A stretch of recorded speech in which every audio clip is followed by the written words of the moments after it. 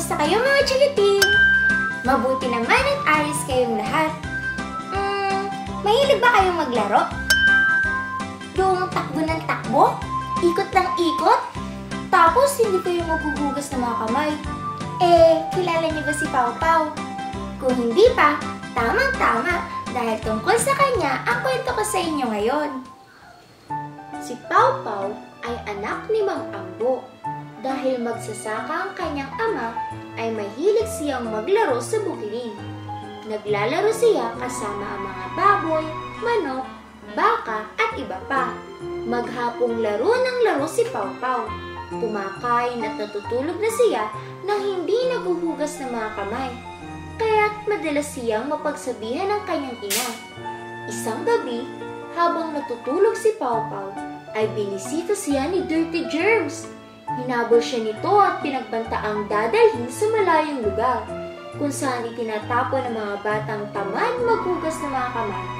Buti na lang at dumating si Super Bubble Man! Nilabanan niya si Dirty Germs hanggang sa matalo niya ito. Lubos na nagpasalamat si Pau Pau at nangakong maghuhugas na siya parati ng mga kamay, lalo na pagkatapos maglaro at bago kumain. Tinuruan siya ni Super Bubble Man ng tamang paraan ng paghuhugas ng mga kamay. Sasabunin raw mga daliri at kukuskusin ang mga kamay sa paikot na paraan habang inuulit ng 2 beses ang kantang Happy Birthday! Happy birthday to you! Happy birthday to you! Happy birthday! Happy birthday! Happy birthday to you! Happy birthday, Pau Pau! Happy birthday, Pau Pau! Nagising si Pau Pau habang kumakanta ang kanyang mga magulang.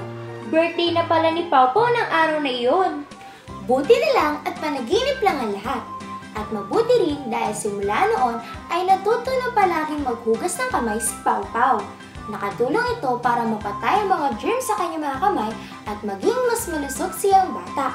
O kayo mga chikiting, gusto niyo bang puntahan pa kayo ni Dirty Germs? Siyempre ayaw, kaya lagi kayong maghuhugas ng mga kamay ha, lalo na pagkatapos niyo maglaro at bago kayo kumain. Ayos ba yon?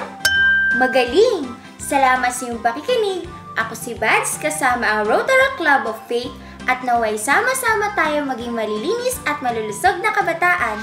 Hanggang sa muli! Bye-bye!